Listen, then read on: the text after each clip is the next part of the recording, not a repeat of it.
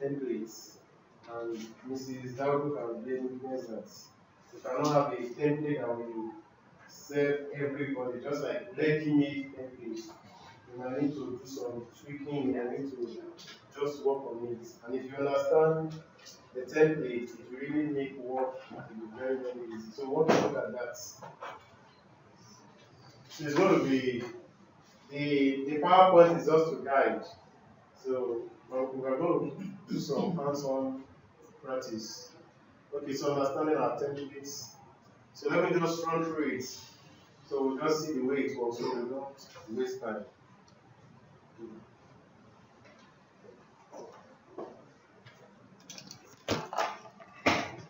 So I have one result here. It's not real. So this is how our template looks like for subjects. Subjects, teachers can use this, and also departments. You know, department, they have their results. So you can also adapt this for your subject and then for your department. Subject like ICT, maybe mathematics, English language, French. Those subjects will take like all the students. So this can be, they can easily use this. But subjects like maybe you have few students taking that means you have to adapt it. But if you use this, at the end of the day, the class total, class GPA, I think you will be getting to you every time. Because if you have if you are teaching 5 students, this thing is divided by like 20, average of 20 students. So if you divide 5 students work by 20, you know that it will get to a U and you may not really understand. That's why we have to adapt it. So we have the CT1 and then CT2. These scores are randomly generated. So we have this CA total. CA total is addition of CT1 and CT2, and the way you do that in Excel is just, you can say equals to this D5 plus E5. There's no time for me to be explaining something, just try and get what we're talking about. D5 is the cell reference for this place. The column is D and the row is 5. So the name of the cell is D5. So if you're adding it, and then this one is E5. So if you want to get this total, you don't need to use calculators. So because we're just dealing with 2 cells, that is equal to D5 plus E5. In Excel, if you want to do any calculation, you must begin with equal to sign.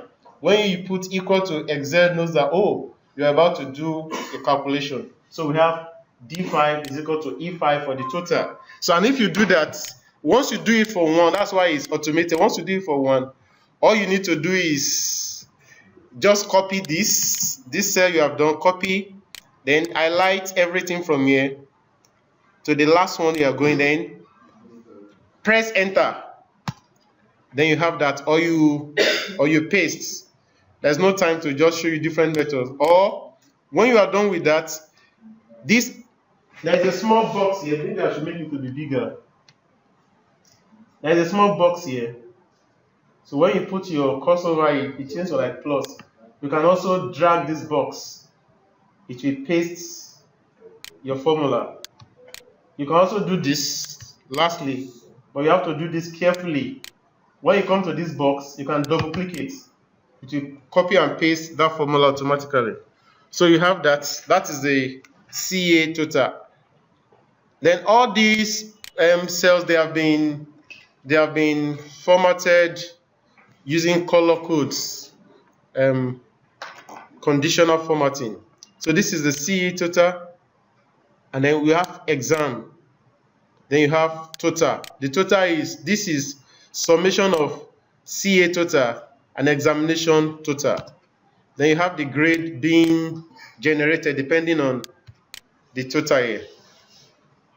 So that is CA total, then summation of everything. Then you can have class total here. Class total. So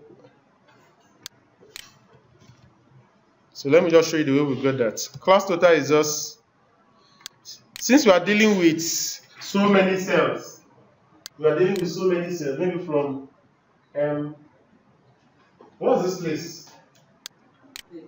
H5. So we are dealing from H5 to where? To H24. Thank you very much. So you cannot begin to use H5 plus HC just like that. You have to use a function, and the function is sum. Sum function. Whenever some function, then I'm trying to rush because of time, so that's why I'm not breaking it down. So you use sum function. When you are using sum, when you are using sum, when you are using a function like average, sum, if, and the rest, you start with equal to, then the name of the function, then you open the brackets, open bracket. And if you are very, very observant, Excel is very interactive, it will guide you. If you put equals to, just be watching, you have sum, so you can see different functions there. So you pick sum there. Then it's asking you what's the first number you want to sum. And the first number here is this. Now if you are dealing with range, that means from a particular cell to another cell.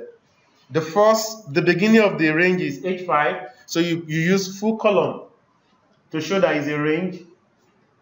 Then what's the last on the range? H24, so you can type that H24. So it will automatically do that. Or if not, just after putting the sum, you can highlight your range yourself, then enter. If you like, you can put the closing bracket. When you know what you're doing, the enter. Computer will put the closing bracket for you automatically. So that's how to get the sum. Then the class,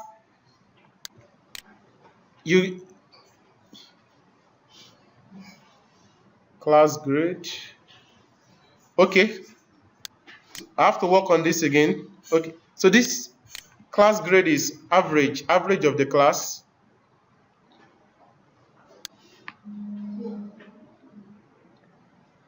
So the same, we are using average function, H5 to H24.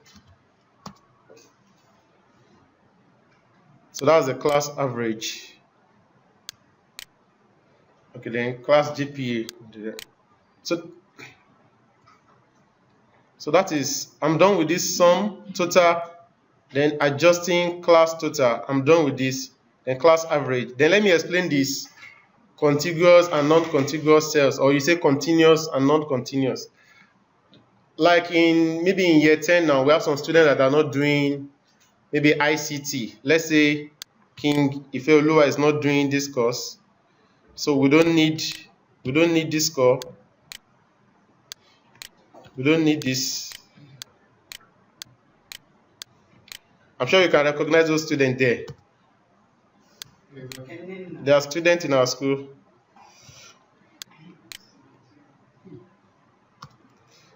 So this student is not doing this, but if you include this place in the calculation, it will affect the GPA, it will affect everything. So if you want to do that, so what to do is that we still use the sum. We use sum. But I'm starting from this place. I like from here down to where you have students, then comma, then skip this, highlight this, then enter. Do you get that? So that is for cells that are not contiguous, they are not continuous. So let me take it back to. So I'm done with that. I hope we can all do that. Okay, good. This is because of time, so let's proceed. Okay, now comparison with column charts. Because they say that pictures, they speak more than so many words. So chart also, they speak more than all these figures. Thank God for this conditional formatting that you can easily see that, oh, this student, like this one is not doing well. Okay, did not do well in first cycle test. Excellent here. Examination, okay, you can see green, you know that, oh, that means the student is doing well. That's the essence of doing the conditional formatting. And if you can see somebody with the red arrow going down, this one is going down, that means the student did not do well in the 2 tests, or in exam 52, that student tried in the exam. Then you can see all this, the greener they become, the better the result. So once you see this, you know that there's a problem with this student. So that's conditional formatting. So let's see charts. How do we do chart? I will show us we have trial and error method. Sometimes it works, sometimes it doesn't work. Like you want to do, like if I want to compare maybe C1 and C2, this is a trial and error method. The general method is you just highlight this, maybe the names, then CT1, CT2, then you go to insert. You get your chart from insert, and then we use column chart because we are comparing numbers of different students, and that's the best chart to use when you are comparing results. You cannot use pie charts because Mr. Ifinodo will tell us that when we are using pie chart, you are considering a part of a whole. Maybe 1,000 naira is given to 5 students. How did they share it? So they are sharing from that 1,000. That's each of them will take a part from the whole. But this result now, every child is standing by himself, by herself. You are not comparing with another result, and they are not sharing a particular score. That's why you just use bar chart. And we cannot use line graph. Why? Because Mr. Afinedo. Mr. Afinedo, please. Yeah, I said we cannot use line graph for their results. The best way to compare such results is to use bar charts. Yeah, is to use bar charts. That's the best way. Comparative bar charts. Multiple. That one is good for you. Yes. Thank you very much. That's my issue there. So we use the column chart.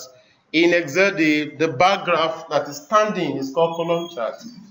While the one that is horizontal, they call it bar chart. So it's technically called column chart. So this is a trial and error method. So if you use that, you get this, which works at this time, but sometimes it doesn't work because. So I will just show us general method of doing it. What if you want to compare CT1 for Christmas term and you want to compare with CT1 for Easter term? So let me just show us the general method of making charts so that we don't waste time. So this is the general method. Let's say CT1 and CT2. So I have this for us. So I'm going to use this feature in Excel for making general charts. So you have these legend entries.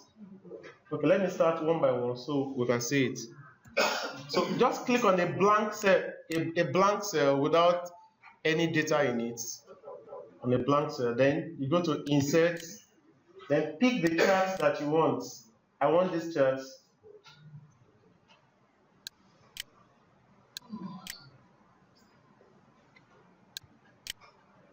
Okay, so I have this.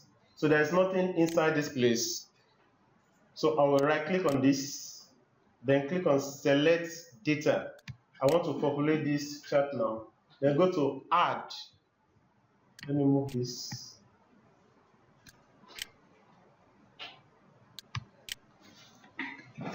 So go to our series name. The first series we are looking at is the CT1. That's the name. So you type the name here under the series name. Then you come to series values. The values are underneath this place. So you just come and highlight the values. So that's for the first one, then okay. So that is done for CT1. So I need CT2. I'll go to add again.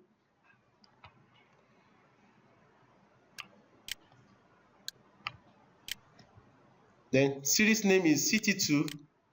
Then the series values, the values of CT2. Then okay. So you can see that it's populating the graph. Then you have this, is automatically is using 1, 2, 3, 4, 5 to 20 for the horizontal category. So this is the horizontal category, names of students. So we don't want the 1, 2, 3, 4. So we change that. So you do edit for this, then axis.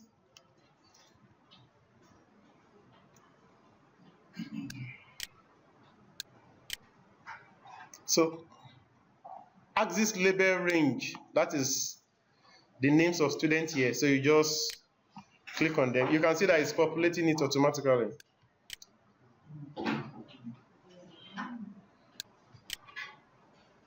So you have this at the end of the day. Then a chart is not complete without the labels. You have to put labels. So you have different layout here. If you can see this, we don't have anything to show what this axis is representing. We don't have anything to show what this axis is representing. We don't have the legend here that will show that, okay, this first bar is for CT1, second one is for CT2. We don't have anything here to show the title of the bar. So if you give this to somebody, they don't really know what you are talking about. So they have to be asking you, this is for what? And that is not good enough. Your chart should be self-explanatory. So you come to quick layouts. If you see this quick layout, you can see different ones even from sites. So just pick the one that will give you what you want. So this is okay. So you can just pick that in, do editing for this, put cycle test course, title of the maybe cycle test for Christmas term 2016 title, then here names of students, then CT1, CT2. So anybody that sees them will know that, okay, that is the comparison chart between CT1 and CT2 of Christmas term. Do we get that? Yes. Okay. So I've spoken about this. So this can be applicable to a student, a class, or a department. So you will really appreciate this if you want to compare, let's say, total of Christmas term CA and Easter term CA, even with summer term CA. If you use the trial and error method, you might spend more than a day there and it will not still work. So that's why it's just okay to just use that general method. So let me go over that again for 3 terms.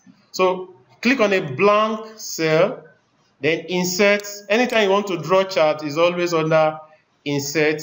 Then we are looking for 2D bar charts. So you have an empty one now. Right click on this, select data.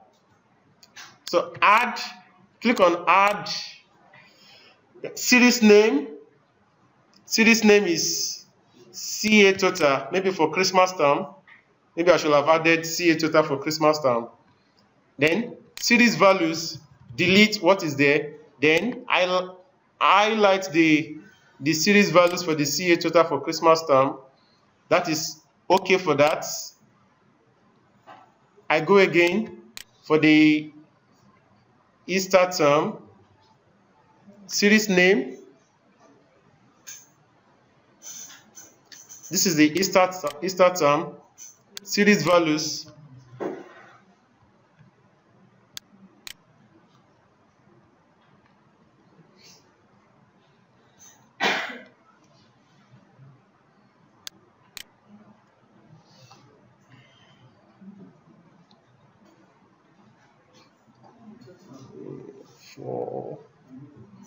Okay, good. No. Yes.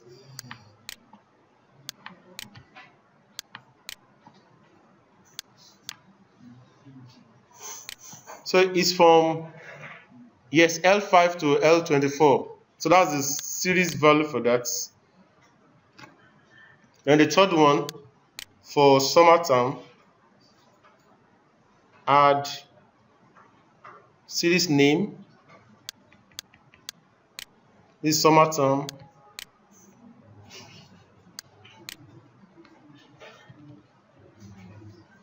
Series values.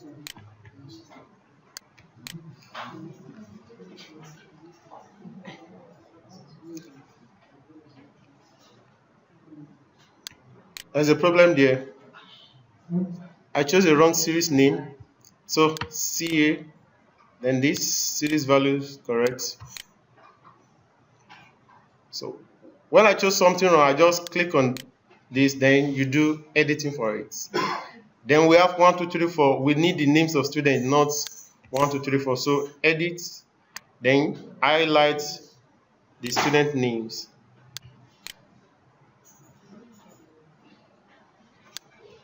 Okay. So you have the chart for the cycle test. So you can actually know, okay, this child, Abacha Goodman, his best was in the first, what's it called? The Christmas term. Do we get it? So we can compare maybe different terms depending on what you, so you can change this to the layout that you want. Put the axis values, the names. So you can always adjust the name of maybe to CA total for Christmas term, for Easter term and summer term. So this can also be applicable to if you are comparing exams, comparing total. Do we get that? This is a crash program, and that's why I'm just crashing it. Any question? Okay. Mr. Clement, have a question? Any question? Shall I proceed? Any question?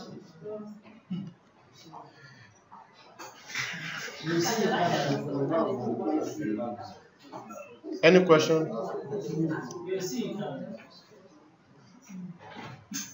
Do we get it? Yes. Okay, thank you.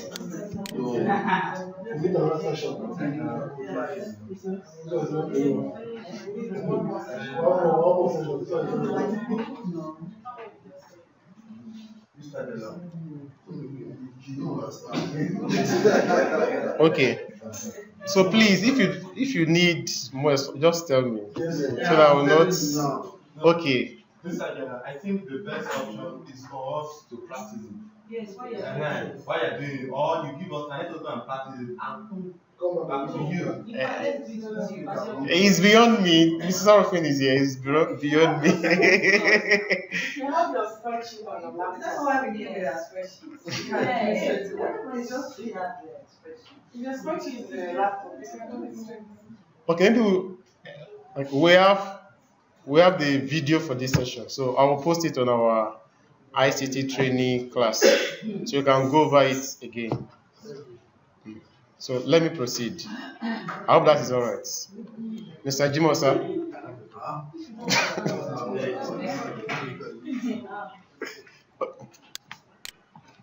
So we are done with that. So the same thing is applicable to, maybe you are comparing examination, comparing their total. Just the same way you can use that graphical method. So let's proceed. So you can use this for, as I said, for subject and also department. Department can just say, okay, year 7, maybe mathematics, year 7 this, year 7 that, year 8, you have that. And after labeling this with all the necessary titles, you can actually put all your charts maybe in another. Let me open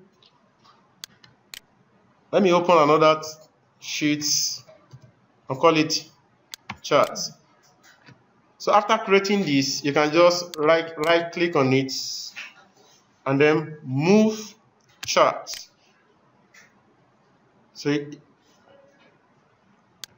can pick the sheet title to move the chart to. Then you click on OK. Then you have your chart here. So all your charts, you can actually be moving them to that place. Since you must have titled them, it's not going to become a problem. Do we get that? Please, I need feedback.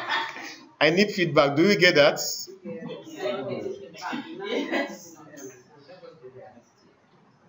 Sorry, Miss Oku. Mr. Foja, We are not getting feedback from all that. you're not getting it. I'm considering time. That's a factor. I think that like Mr. David said, let's go practice. Okay. And we'll check the video you put online as well. Okay. Maybe find another 30 minutes. Come back. Okay. Thank you, ma'am. So let's, Mr. Adeyegbe. It's about what it is. Classroom. Have you finished? No, ma'am. Okay, so this is applicable for subjects and then for classes. So if as a subject teacher, maybe if you are teaching fewer students, you might just delete all this, then adjust your class total here to accommodate the range you are teaching, and then the same thing for the average. Then the grades, they are automatically generated. Don't just tamper with this formula. If I should be explaining this formula now, we might not really leave this place. So to be on the safe side, just leave the grades the way they are. Okay. So let's see for class now. Maybe this is for year 10 Dafising. So this is for year 10 Dafising. You have your, this is quite different for the way you have it in classes. I've generated some scores. So let's see for this class, Easter term of this class. You can see their scores. Mrs. Daudu, thank you very much. I just retweaked what you have done. So instead of reinventing the wheel, I have to just work on the one that has been produced before. So that's why we have something like this. So you have this. Now this is for this class. Then you have CA1, CA2 examination total for these students. So that's for the class. Then you have total of that. That's for the Easter term. Okay, the same thing for Christmas term. CA1, CA2 examination total. So you have for Easter term, you have for summer term, then you have class comparison. Something about this is that it makes work easier. You don't need to start doing calculations and say, oh, in Christmas time, what did Adegunmoke Olu winner, what did he get? Let me insert it there. Once you insert all these values for CA1, CA2 examination total, it will automatically impute it here. So you are not doing anything here. You just have the templates. So whatever value that is in this place is automatically in the comparison sheets. So you don't come here and delete, because we have formula there. You can see 50 here, but when you come here, you are not seeing 50. You are seeing like a function that is there. So that means you shouldn't delete such a cell. And you can see that as I'm pressing enter, the figures are changing because for testing reason, the figures are randomly generated. So that's for the 3 terms. So classes can use this. So you have for Christmas term, and then you have average here. The average for this class cycle test is 10, 11. Then for exam, then you have for total, that's class average. You can also add maybe class grade if you want by just playing with the formula from the first one. There's no time to be able to do that now. Now, at the end of the day, what the school usually requires is for you to do the charts, comparison charts at the end of the summer term. You do it for Christmas term, just what we have done, maybe chart of CA1 and CA2 for the Christmas term. Then when we get to Easter term, you do charts to compare Christmas term and Easter term. That will just give us two columns per each of them. But when we now get to summer term, at the end of summer term, we have this class comparison when we have for Christmas term, Easter term, and summer term. So we are to do chart for each of the subjects, especially the key subjects. That's English, mathematics, ICT, French, maybe it's biology, and the subject that we have all the students doing. So we have to do chart for that. And it's the same method. So I have this for English now, for this particular class. Click on a blank page, on a blank cell again, then insert. Okay, maybe I should call somebody to come and do it. Huh? Should I call somebody to come and try it? I should continue.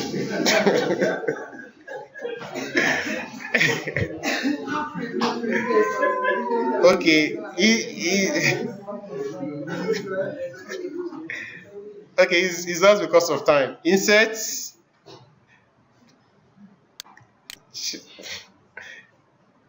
Then 2D. So you have the blank page. What's the next thing I do? Next thing? Okay, right click. Select data. Next thing? Add. Okay, Mrs. Oti, thank you very much. The series name is what?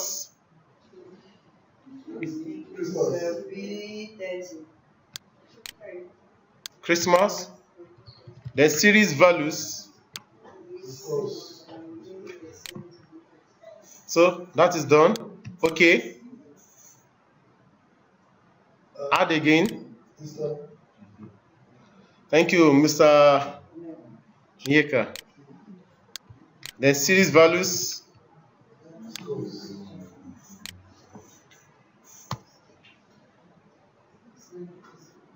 Then add again for the summer term.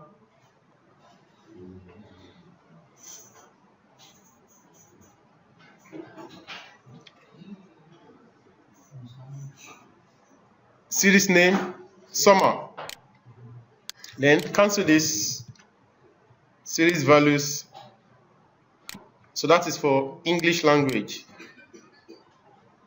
1, 2, 3, 4, 5, 6, 7, 8, 9 to 20. It doesn't make any sense. So do editing for the numbers. The names of students.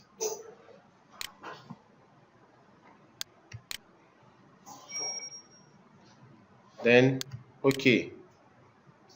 Then the quick layouts. So this is what we are looking for.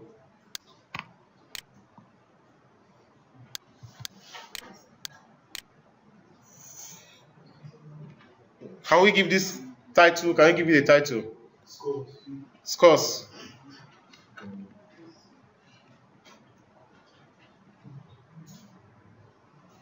Scores. That is just floating. It doesn't really, it's not striking, no. Scores for what? English. English. Is it per term or per session? But it's really okay. I hope this English language is correct. Terminal scores. Mr. Ogunle.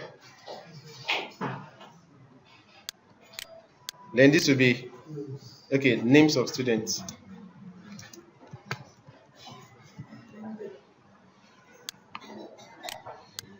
Then chart title. Okay, thank you. English 2015/2016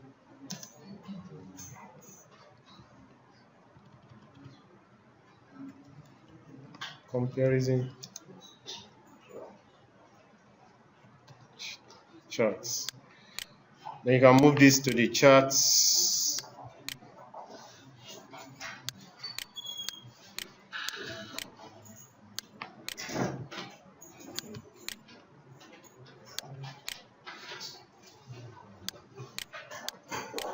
So we have it here.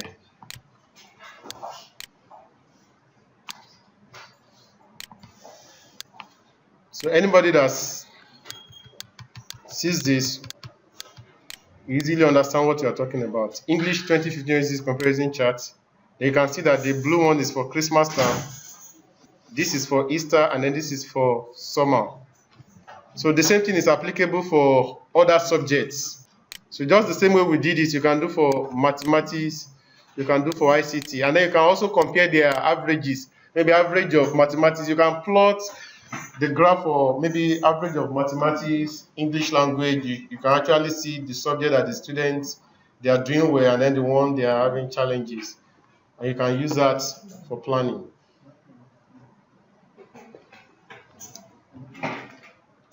So I'm done with this. I'm also done with this. So class average, you can calculate class average here equal to average, then open brackets. You can highlight it from anywhere, just ensure that you are very accurate. Then that's the end. Then you have this. So that is done.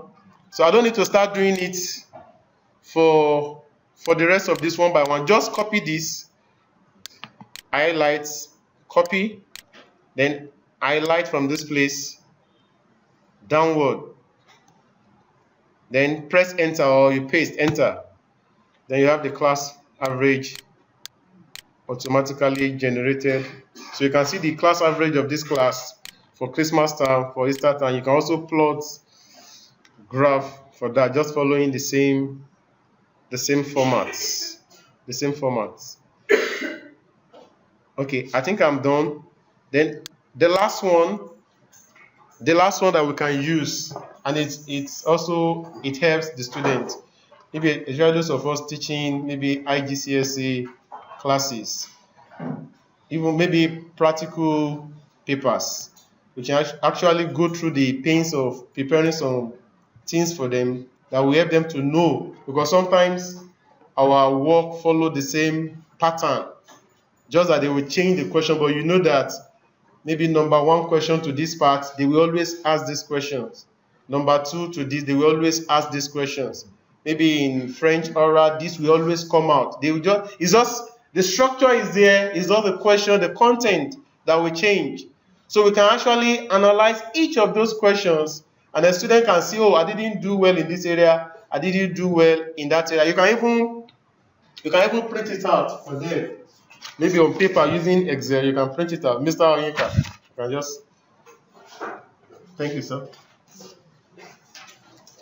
When you print it out, you can't see the names of any student there, but they know where they belong, and they can use that to work and get better than whatever they are doing.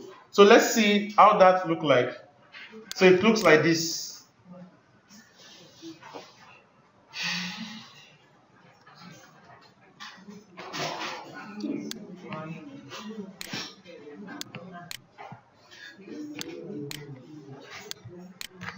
So this is very, very good. It looks like this. These are different criteria in, maybe this is for ICT, for example. Different criteria in the practical, the first practical, the second practical, and that's why sometimes before the result comes out, it might be delayed a bit because of this analysis. What I do personally is that when I'm marking, I just mark with this directly. So if a student gets something correctly, okay, from this mark scheme, we have 1 mark for this.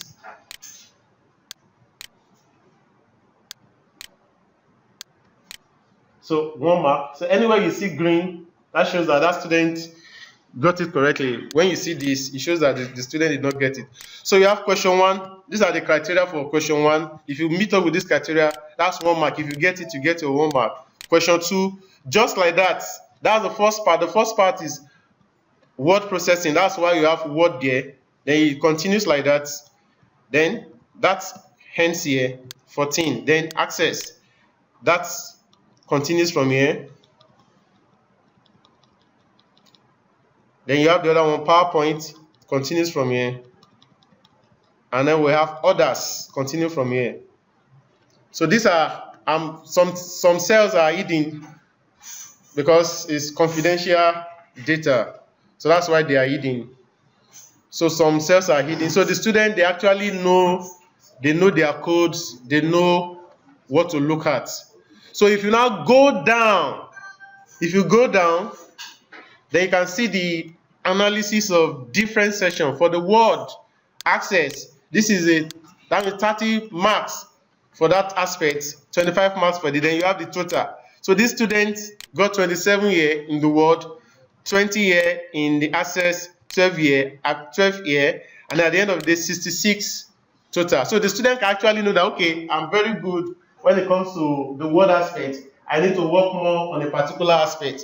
Okay, that particular aspect, what were the questions that I missed? The student will just go up and see the session. Okay, I didn't get this, I didn't get this. And sometimes in class, I make them to go through this. Then we look at everything. This session now, we have 22 students. Okay, we have total number of 27 students that sat for that examination, 27 students.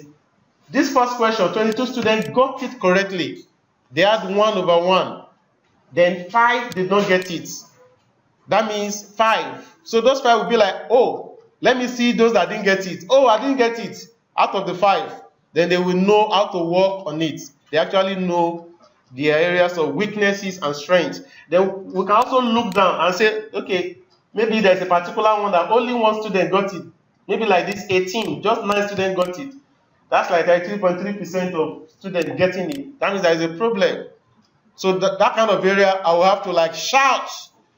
Maybe you don't pay attention, you miss it because of this way. Then they will also sit up and prepare for the next one. So you can see some particular ones that maybe only one student to get it. They'll be like, oh, let me see the students that got that.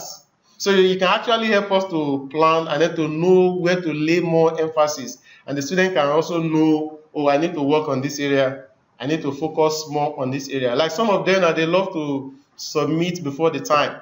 While you are shouting, do your work, do your work. So once you see that they miss it, you say, you remember that I told you that day. Say, yes. Next time, they will actually sit up and look at their mistakes. So this can also help us. Thank you very much.